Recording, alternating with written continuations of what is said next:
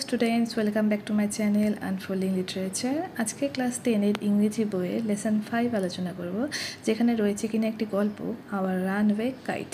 এটি লিখেছেন Lucy mod মন্টেগোমারি এবং এই গল্পটি সম্পূর্ণ বাংলায় লাইন বাই লাইন অ্যানালাইসিস করব। তো চলো এই গল্পটি শুরু করার আগে এই লুসি মড মন্টেগোমারি কে ছিলেন তার সম্পর্কে কিছুটা জেনে নিই। তো এই লুসি মড মন্টেগোমারি, যার নাম তোমরা দেখতে পাচ্ছ, সে এখানে ব্র্যাকেটের মধ্যে একটা সময়কাল দেওয়া আছে 1874 থেকে 1942 অবধি জীবিত ছিলেন। Was a Canadian author best known for a series of novels beginning with Anne of Green Gables. তো উনি একজন ক্যানাডিয়ান লেখিকা ছিলেন যিনি সবচেয়ে বেশি একগুচ্ছ উপন্যাসের জন্য বিখ্যাত, যেটি যা শুরু হয়েছিল না, এখানে সেভাবে লেখা নেই। শি রোট নিউমেরাস নোবেলস, তিনি অনেক উপন্যাস লিখেছেন এবং পোয়েমস অ্যান্ড শর্ট স্টোরিজ, অনেক কবিতা লিখেছেন এবং অনেক ছোট গল্প লিখেছেন।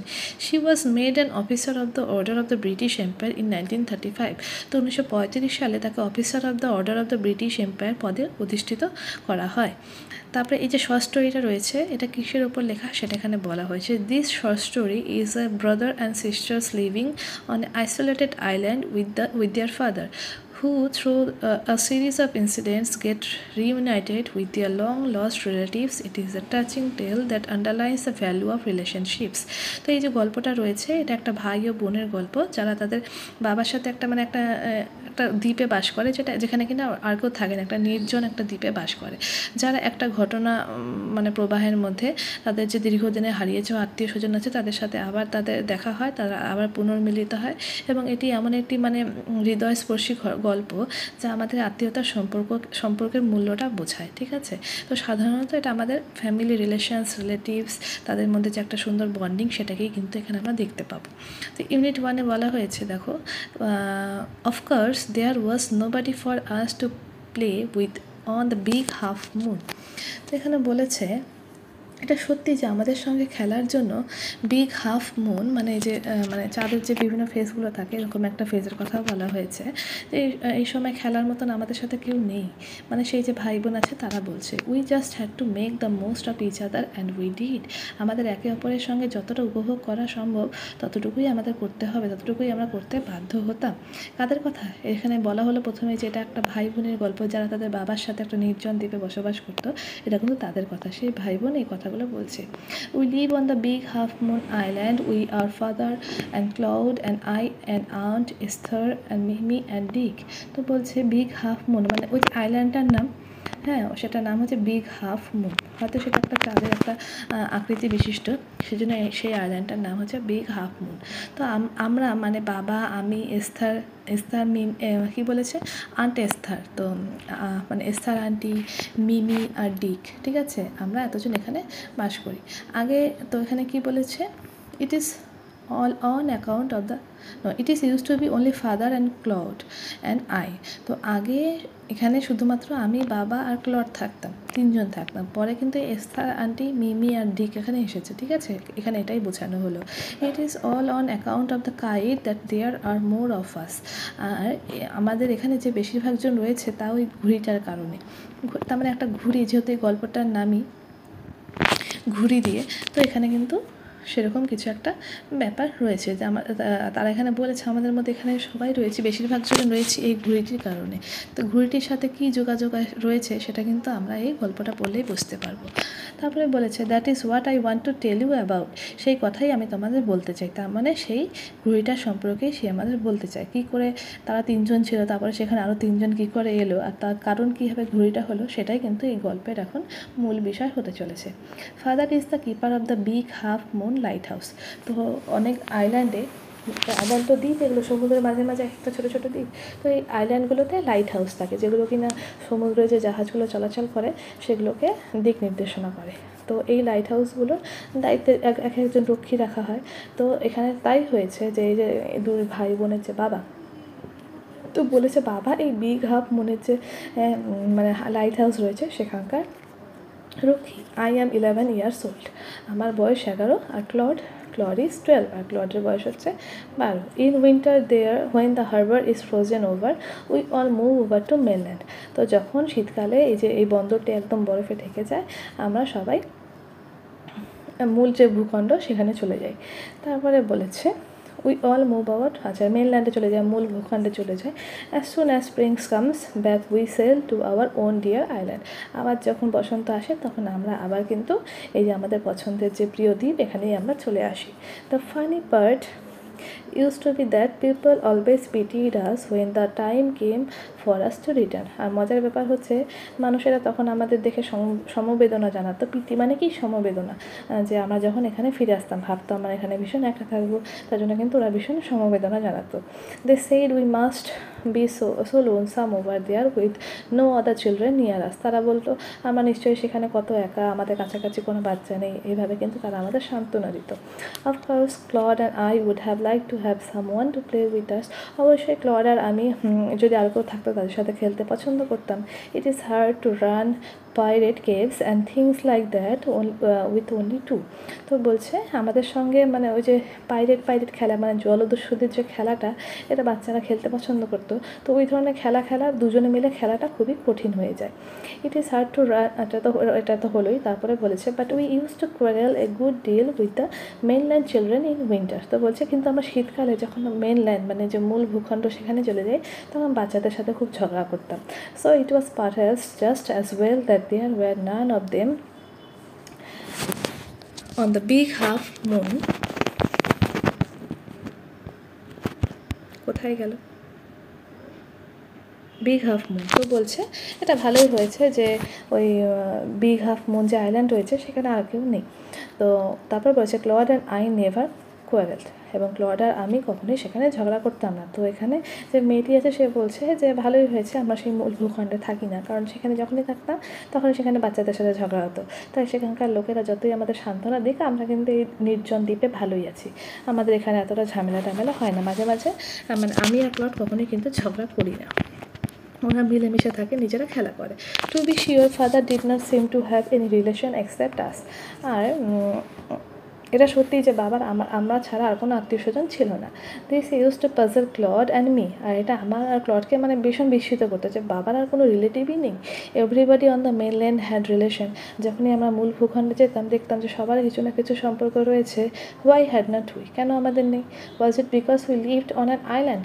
এটা কি শুধুমাত্র এর জন্য যে আমরা একটা দ্বীপে থাকি? We thought it would be so jolly to have an uncle and aunt and some cousins। তো আমরা ভাবতাম যে এটা হয়তো আমাদের জন্য খুব আনন্দের হবে যদি আমাদের কাছে একজন আঙ্কেল, আন্টি এবং একগুচ্ছ কাজিন মানে ভাই বোন থাকতো। Once we asked father about it. একদিন আমরা বাবাকে এই বিষয়ে জিজ্ঞেস করেছিলাম, but he looked so sorrowful. কিন্তু তাকে দেখে খুব মানে কী বলবো, দুঃখিত মনে হচ্ছিল। That we wished we had not, যে উনি চাইছিলেন যে আমরা যেন এই সমস্ত জিনিস জিজ্ঞাসা না করি, মানে এই সমস্ত জিনিস আশা না করি। He said it was all his fault Claude and I did not understand what he meant. আর তিনি বললেন যে এসব তারই দোষ। তাই ক্লড আর আমি বুঝতেই পারলাম না তিনি কী বোঝাতে চাইছেন। এরপরে ইউনিট 2 শুরু হচ্ছে। ইউনিট 2তে বলেছে it is always lovely on the big half moon in summer. তো বিগ হাফ মুন এই যে দ্বীপটি রয়েছে সেখানে গ্রীষ্মকাল খুবই সুন্দর। When it is fine the harbour is blue and come with little and wind and ripples. তো আবহাওয়া ভালো, বন্দরটি যখন আবহাওয়া ভালো থাকতো তখন এই বন্দরটি নীল ও শান্ত থাকে এবং খুব মৃদু বাতাস বয়। উইন্ড অ্যান্ড রিপলস মানে খুব মৃদু বাতাস, আর ছোটো ছোটো ঢেউ প্রায় থাকে না। ঠিক আছে, তারপরে বলেছে every summer we had some hobby. আর প্রত্যেকটা গ্রীষ্মে আমাদের কিছু না কিছু হবি থাকতো। হবি মানে কি? যেটা আমরা পার্ট টাইম কাজ করি, মানে আমাদের যেটা শখের কাজ, এই শখের কাজ থাকতো। The last summer before Dick and Mimi came we are crazy about kites. তো গত গ্রীষ্মে মানে গত বছর গ্রীষ্মকালে যখন মিমি আর এই ডিক আসেনি তখন আমাদের একটা মানে পাগলামি ছিল ঘুড়ি নিয়ে। A boy on the mainland showed Claude how to make them. আর ওরা যখন মূল ভূখণ্ডে গিয়েছিল শীতকালে তখন সেখানে একটা বালক তাদেরকে শিখিয়ে দিয়েছিল কীভাবে একটা ঘুড়ি বানাতে হয়। Back on the island we made plenty of kites. তারপরে আমরা যখন এই দ্বীপে আসি তখন আমরা অনেক প্রচুর ঘুড়ি বানাই। Claude would go around to the other side of the island and we would play shipwrecked mariners signalling to each other with kites. তো বলছে ক্লড দ্বীপের অন্যদিকে যেত, আর আমরা ঘুড়ি দিয়ে শিপরেক্ট মানে কি জাহাজ ডুবি হওয়া নাবিকদের মতন একে অপরকে সংকেত জানানোর খেলা খেলতাম। ঠিক আছে, তারপরে দেখো we had a kite that was big and covered with lovely red paper. বলছে আমাদের একটা ঘড়ি ছিল যেটা খুবই বড় ছিল এবং সুন্দর লাল কাগজে মোড়া ছিল। We pasted gold teens stars all over it and had written our names full on it.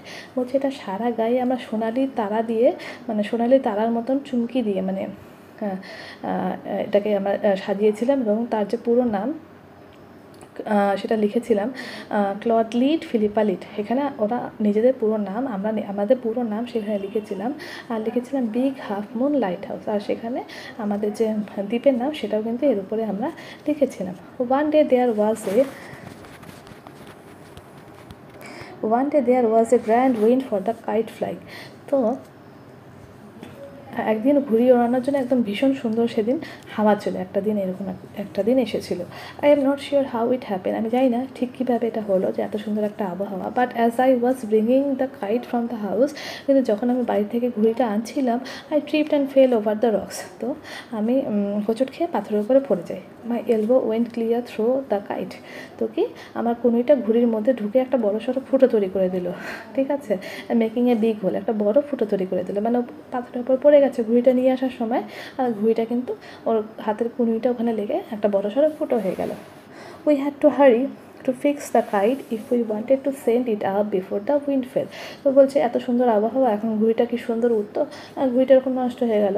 তো বলছে আমাদের খুব তাড়াতাড়ি ঘুড়িটা ঠিক করতে হবে যাতে বাতাস কমে যাওয়ার আগে আমরা ঘুড়িটা উড়াতে পারি। We rushed into the lighthouse to get some paper. আমরা আবার দৌড়ে সেই লাইট হাউসে গেলাম এবং সেখানে যাতে কিছু পেপার আমরা আনতে পারি এই ঘুড়িটাকে ঠিক করার জন্য। We knew there was no more red paper. আমরা জানতাম যে সেখানে আর কোনো লাল রঙের পেপার নেই। এখানে সেই লাল ঘুড়িটার কথাই বলছে, যেটাকে তারা সাজিয়েছিল, তাদের নামগুলো তার উপরে লিখেছিল। We took the first thing that came handily and older letter lying on the bookcase in the sitting room. তো ওদের হাতে যেটা প্রথমে এসেছিলো সেটা হচ্ছে একটা পুরনো চিঠি, যেটা কিনা ওই বসার ঘরে একটা মানে রাখা ছিল। ঠিক আছে, তো ওটাই ওরা নিল। তারপরে we took the first thing, এটা তো হলোই, যেটা ওদের হাতের কাছে আসলো সেটাই নিল, সেটা কিনা একটা পুরনো চিঠি ছিল। We patched the kite up with the letter a sheet on each side and tried it by the fire. তো বলছে আমরা যে ঘুড়িটা আছে তার দুপাশে সেটা তাপ্পি লাগালাম, মানে ছিঁড়ে গেলে আমরা কী করি, তাপ্পি লাগাই। তো সেদিকে সেই চিঠিটা দিয়ে আমরা তাপ্পি লাগালো দু সাইডেই, মানে ভালো করে সাটিয়ে দিল এবং আগুনে শুকিয়ে নিল। We started out and up went the kite like a bird. তারপরে আমরা শুরু করে দিলাম, আর ঘুড়িটা পাখির মতন উপরে চলে গেল। The wind was glorious and its soared. আর সেদিন কি চমৎকার বাতাস বইছিল, আর এটা ভাসতে ভাসতে অনেক উঁচুতে চলে গেল। All at once snap and there was Claude standing with a bit of cord in his hand looking foolish. হঠাৎ পটাং, মানে কি ভূকাট্টা হয়ে গেল, মানে সেই ঘুড়িটার যে সুতো সেটা কিন্তু ছিঁড়ে গেল, আর ক্লথ বোকার মতন এক টুকরো সুতো হাতে দাঁড়িয়ে রয়েছে। আর kite had sailed away over the mainland. আর আমাদের যে ঘুড়িটা ভেসে চলে গেছে সেই মূল যে ভূখণ্ড রয়েছে সেটার দিকে। ঠিক আছে, তার মানে ভূকাট্টা হয়ে গেছে, ঘুড়িটা এবার উড়ে অন্য একটা দ্বীপে চলে গেছে, মানে মেন ভূখণ্ডে চলে গেছে। এবার চলো দেখা যাক, এই যে গল্পটা যেহেতু এই ঘুড়িকে নিই, তাহলে তাদের যে প্রিয় ঘুড়িটা সেখানে একটা চিঠি লাগানো হলো, ভুল করেই হোক না জেনেই হোক, তো সেটা কিন্তু একটা মেন ভূখণ্ডে চলে গেল। তাহলে সেই ঘুড়িটা এখন নিশ্চয়ই অন্য কারো হাতে গিয়ে পড়বে। এবার গল্পে কী মোড় আসে চলো দেখছি। A month letter a letter came for father. তারপরে 1 মাস পরে বাবার কাছে একটা চিঠি এলো। After he finished reading it, his eyes looked as if he had been crying. তো এটা পড়া যখন শেষ করলেন তখন তার চোখ দেখে মনে হলো যেন তিনি কাঁদছিলেন। Do you want to know what became of your kite? He said. তো তিনি আমাদেরকে বললেন, তোমরা কি জানতে চাও তোমাদের ঘুড়িটার কি হয়েছে? Then he sat down beside us and told us the whole story. তারপর তিনি আমাদের পাশে বসলেন আর আমাদের পুরো গল্পটা কিন্তু বললেন। Father had a brother and a sister. বলছে বাবার একজন ভাই এবং একজন বোন ছিল। He had quarrelled with his brother and left home. সে তার বাবার সাথে ঝগড়া করে বাড়ি ছেড়ে দেয়। Years afterwards, he felt sorry, and when he went back, he found his brother had died and he could not find his sister. তো অনেক বছর পর যখন সে মানে খুব দুঃখে বাড়ি ফিরে যান, তখন গিয়ে তিনি দেখতে পান তার ভাই আগেই মারা গেছেন আর তার বোনকেও তিনি আর খুঁজে পায়নি। তারপরে this letter This letter father had just received was from his sister Aunt Esther, mother of Dick and Mimi. তো এই যে চিঠিটা বাবা কেবল পেয়েছেন সেটা কিন্তু তার বোন আন্টি এস্থার আন্টি এবং তিনি কাদের মা? তিনি হচ্ছে ডিক অ্যান্ড মিমির মা। She was a widow who lived hundreds of miles inland. তো উনি একজন বিধবা মহিলা ছিলেন যিনি শত শত মাইল দূরে মূল ভূখণ্ডের ভেতরে বাস করতেন। One day when Dick and Mimi were out in the woods, they discovered the kite on the top of a tree and carried it home. যখন এই মিমি আর ডিক একটা বনের মধ্যে গিয়েছিল, তারা এই ঘুড়িটাকে একটা গাছের ওপর দেখতে পায় এবং সেটিকে তারা বাড়ি নিয়ে আসে। এরপরেই বলেছে when their mother saw the kite patched with the letter she turned pale. আর যখন তাদের মা সেই চিঠিটি লক্ষ্য করলো যে সেটি সেই ঘুড়িটির মধ্যে পেঁচানো রয়েছে এবং সেটা দেখে কিন্তু তিনি একদম বিবর্ণ হয়ে গেল, একদম ফ্যাকাশে হয়ে গেল। ইট ওয়াজ দ্য, কারণ তিনি একটা শক পেলেন। মানুষ বিবর্ণ বা ফ্যাকাশে তার চেহারায় এই এক্সপ্রেশনটা কখন আসে? কারণ তিনি খুব ভীষণভাবে শকড হয়েছেন যে বা একটা আবেগ তার মধ্যে কাজ করছে। It was the very letter she had once written to her brother. আর এটা হচ্ছে সেই চিঠিটা যেটা একদিন সে তার ভাইকে লিখেছিলেন। Philippa was her mother's name and Claude was her father's. তো ফিলিপা হচ্ছে তার মায়ের নাম এবং ক্লড হচ্ছে তার বাবার নাম। She new who we must B. তো সে জানে যে আমরা কে। So she sat down and wrote to a big half moon and father received her letter.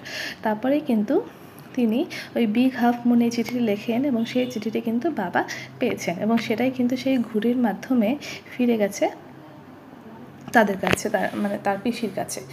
Next day father went and brought Aunt Esther and Dick and Mimi with him.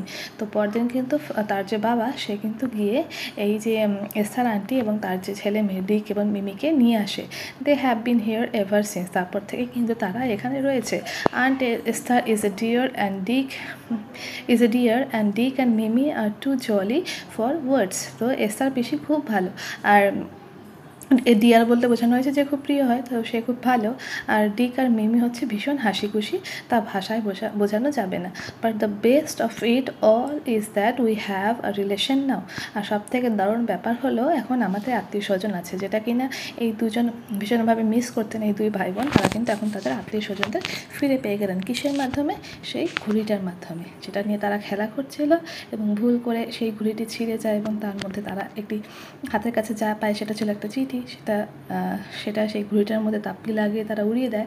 তারপর সেই ঘুড়িটি গিয়ে পড়ে তাদের aunty, তাদের পিসি এস্থারের কাছে। তারপর কিন্তু তাদের বাবা এবং তার যে পিসি, তার সেই ভাই বোনের দুজনে কিন্তু আবার মিল হয়ে যায় এবং তারা কিন্তু একসাথে থাকা শুরু করে।